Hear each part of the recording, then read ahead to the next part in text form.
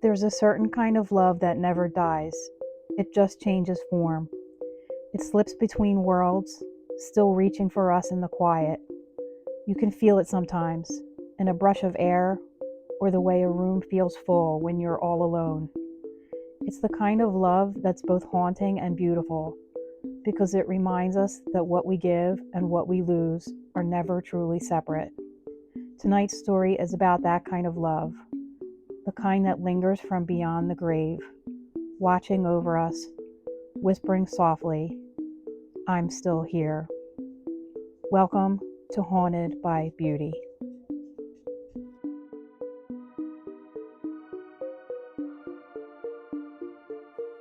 Hi, I'm Susan. Welcome to my channel, Haunted by Beauty, where I'll be bringing you ghost stories and makeup tutorials all in one. My interest in ghosts started when I was in grade school.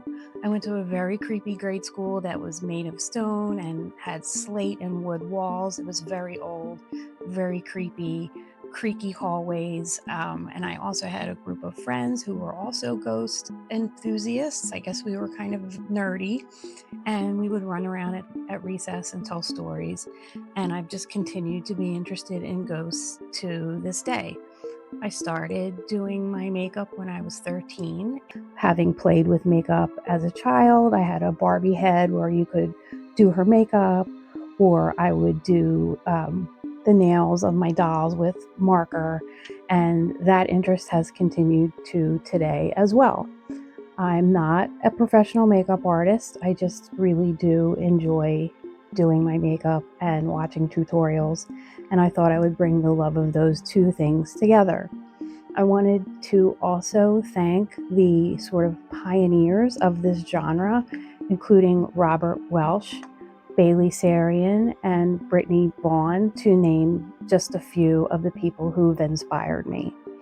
The first look that I'm going to do for this very first video is inspired itself by my favorite video and my favorite song, Helena by MCR. Obviously, I do not look like Helena. I do not have blue eyes. I do not have her beautiful bone structure, but I am going to attempt to do an homage to this look. So I hope you enjoy and stay tuned. So I'm starting with a fresh face, and any makeup artist will tell you that the first thing that you want to do with your makeup look is actually your skincare. And what you also want to do is start from your thinnest product to your thickest product. So ordinarily you would want to also exfoliate at least twice a week to make sure you have sort of a fresh base for your skin. Then you would want to do any serums you may have. Then your moisturizer, and I actually use a Milky toner. This is the Milky toner I use. So this is two things at once. It tones and it's a moisturizer. That's a tip that I want to give you, is that you want to try to, if you can, combine products that do more than one thing. So in addition to the Milky toner, I also would be putting on an SPF, and this is Naked Sunday's SPF 50 priming lotion. So it's obviously an SPF and a primer. So I'm actually not going to put this on since I'm staying in for the night, but in the morning I would be putting that on. I also use Aquaphor under my eyes before I do my primer there, because I have very dry under eyes. I am not going to be using this for this look because obviously our friend here is dearly departed and she's very dry, so we don't want any moisture in this look. Another thing that I usually have on hand is just sort of a little pad that you can kind of just get from the dollar store. Ordinarily it goes under like your dish drainer, but I like to use this to rub my brushes on.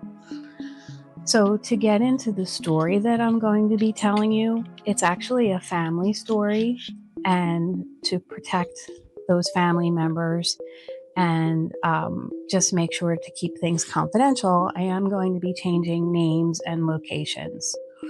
But I've named this story I'm Cold. So I'm going to start with my look and start to get ready with that. And what I start with for my makeup look is I always do the primer for my eyelids first. And you can put your primer just like on the back of your hand, just to get it sort of warmed up.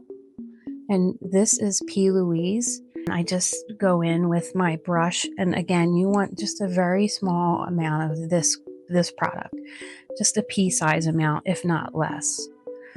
So let me go ahead and start doing my eyelids. And for this, I'm doing the mobile eyelid all the way up to the brow bone.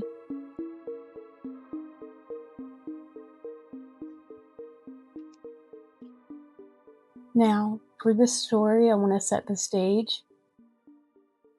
My family member and their spouse, when they were newly married, actually had the one family member's grandparents move in with them. The grandparents came from Lithuania, so they were before the silent generation, and they were from the old world, you could say. So they were childhood sweethearts, and they lived with my relative and their spouse for a while, and their names were Sophia and Joseph. Eventually, Sophia became ill, and sadly, she did pass away. I'm going to continue with the look, and what I do now is I will be setting my eyelids. Ordinarily, I would go in with a Huda Beauty Ube birthday cake. That's sort of my favorite. It's kind of a lavender pink, but again, keeping with the sort of all white look, I'm going in with my NARS translucent crystal setting powder. This is completely pure white, as you can see, and I'll go in with so this is Real Techniques 402 for setting the eyelids, that is.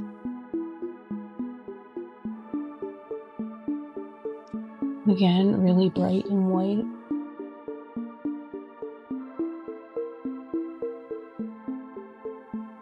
The next step I do for my eyes is the eyeshadow itself. For this look, our girl Helena here it looks like a reddish look all the way around and a gold on top of the top of her eyes, and then obviously very dark at the bottom. And I do have this quite lovely palette from Flowers Nose, and this is Ballet Series 02 Black Swan, and I had to have this palette. It's so beautiful. And here are the colors. I think they're perfect for this. So there's a red, a black that's sort of reading green on camera, two silvers, a gray, and a pure white. So I'm actually going to go in starting very lightly with the red on top. And any brushes that I can't see the name of, I'll be linking down below, but this is a Sephora brush, and I'm just assuming it's a blending brush. So very lightly starting with the red and tapping off, I'm going to go in and start going around my eyes on the top. And I'm actually going to wait to do the bottom. I don't do the bottom of my eyes until I'm completely done with my top and until I'm done with my foundation. So let me just get this red on.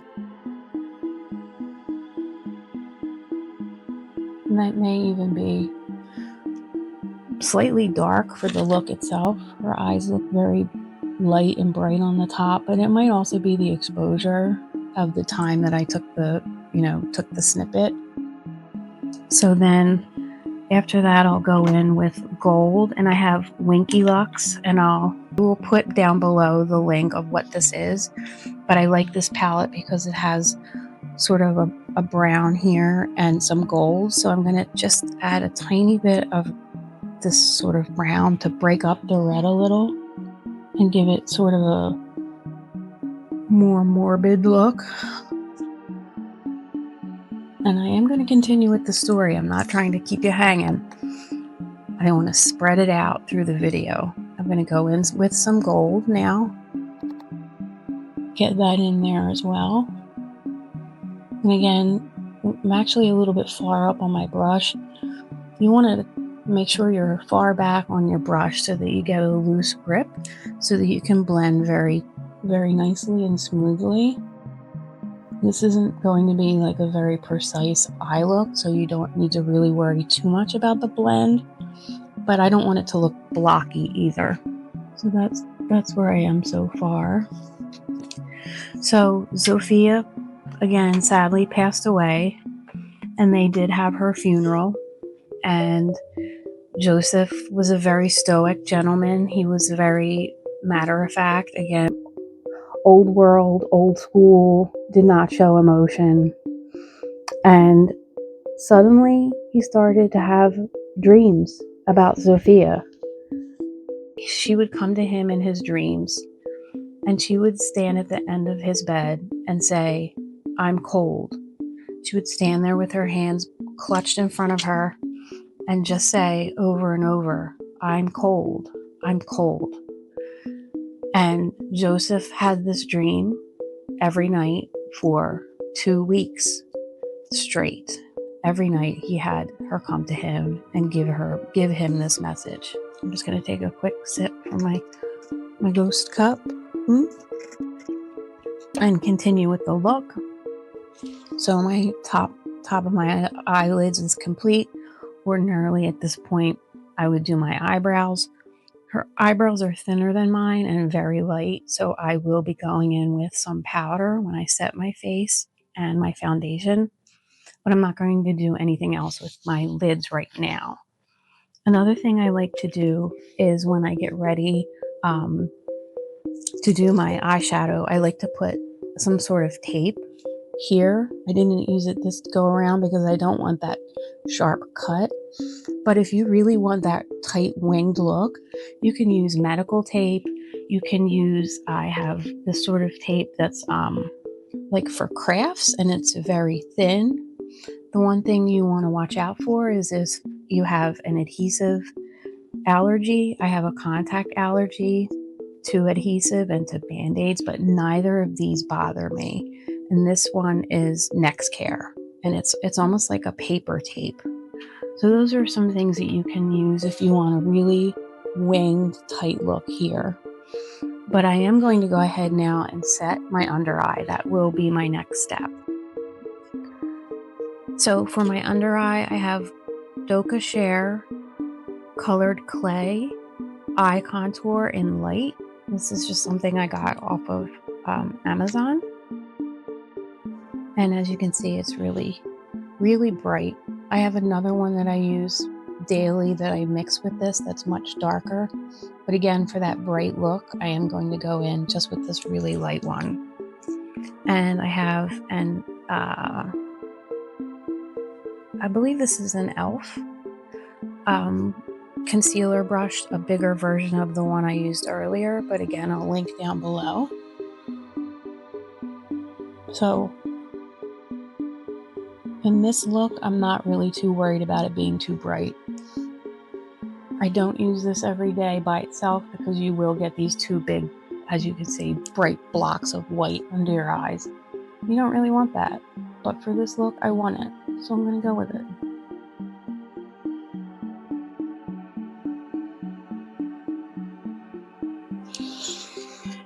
So the next thing that I like to do in my routine is after I do my under eye concealer, I like to do my foundation. And I actually have been using this foundation every day.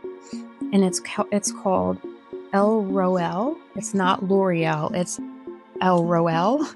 You can get this on Amazon as well. And it's white. It's completely white. But once you put it on your skin, it shifts to the color of your skin tone. They do have I think like maybe 4 or 5 color options. Hopefully those are adaptable to all skin types, but this one I'm going to go ahead and put on, and I'm not going to blend it out all the way, just enough to get that overall sort of dead white look. And then I'm going to go in with my So this is Real Techniques 200, my foundation brush. And again, just lightly make sure I'm matching my under eye with the white, but I'm not going to blend it out too far. And it can even be patchy, that's fine as well. A little dot on my nose like a clown.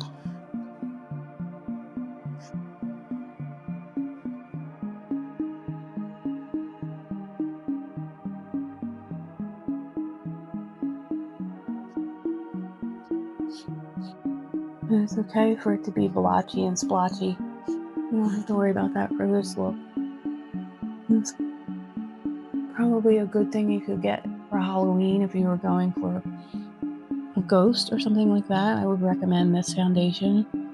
But I do recommend it for every day too. I'm not sponsored by it or anything, but I do like it. Okay, and so the next thing I would do is set my whole face with powder. Again, I love the Huda Beauty. I love L'Oreal's Infallible Blurfection. But again, I'm going to just go in with this NARS translucent powder to get that overall white hue. And for that, I'm going to use my complex Couture fluff powder brush and just go in really deeply with it.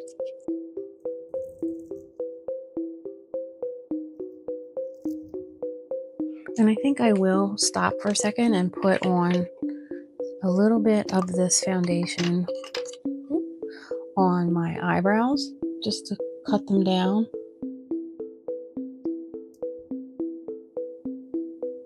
And then also on my lips.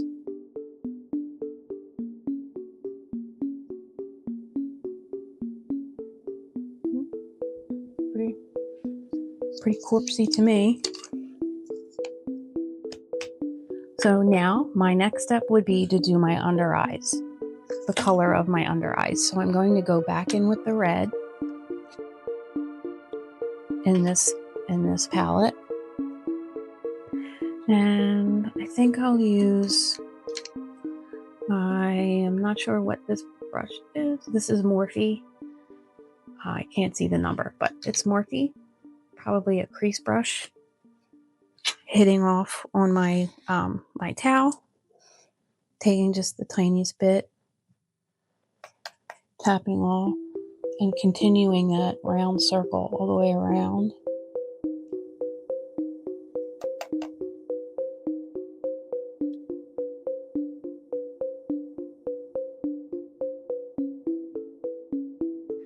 And now blending, I am going to try to blend that out as much as I can and bring it down so it's not like two just splotchy blocks.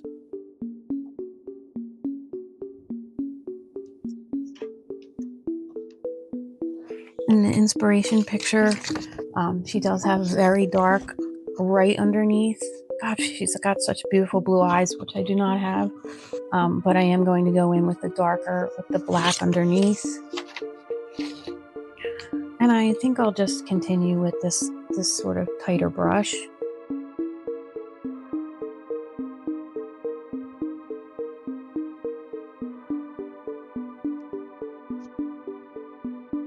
Again, it doesn't have to be perfect. This is just sort of, again, an homage to the look.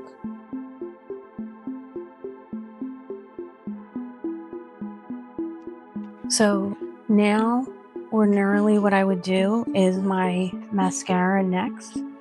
I am going to go in first with a setting spray. So this is Revuel Fix and Matte. So I want to really keep this a matte color, or texture rather. Give it a good shake. Get out my trusty fan.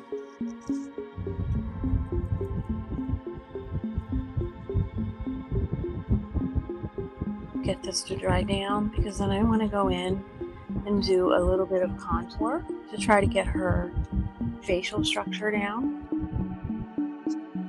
And to do that, I'm going to use Wet n Wild Fantasy Makers. This is out for Halloween. It has a nice gray, and this is reading brick on camera, but it's really like a lush maroon almost. And then I have an e.l.f. contour brush that's shaped like that. It's kind of just very narrow. So I'm going to go in, get this as light as I can to start, and start to chisel out sort of like where your skull would be, and then drag it down.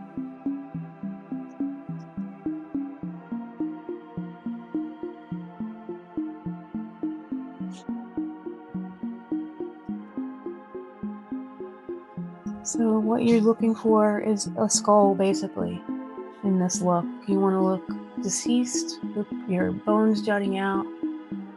So you want to make sure that the top of your cheekbone is sticking outward, and that's the concept behind contour. Pushing things back that you want to recede with the dark color and popping out the lighter portions of your face, the planes of your face. Give that a good blend.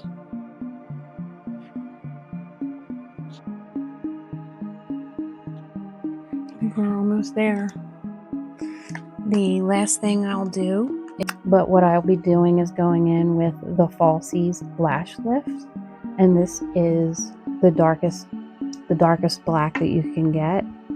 You do have this contraption that some people might find funny, but it's to put your mascara on, because I do tend to make a mess when I put my mascara on. So it just helps you keep things off of your eyelids, keep things off of your cheeks. And I think Helena has like some pretty thick eyelashes going on, so hopefully this will give that appearance. Okay, that's that part. I'll be right back with the end of the story.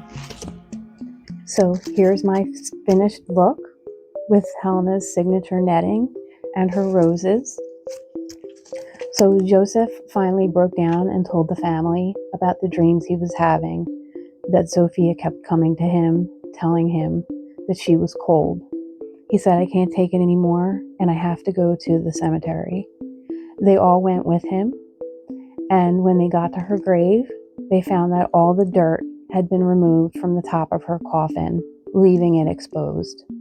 We don't know to this day whether it was vandals or a caretaker who was just careless and dug up the dirt and forgot to put it back, but they did cover her back over, and the dreams stopped. I hope you've enjoyed my tutorial. I hope you enjoyed this story.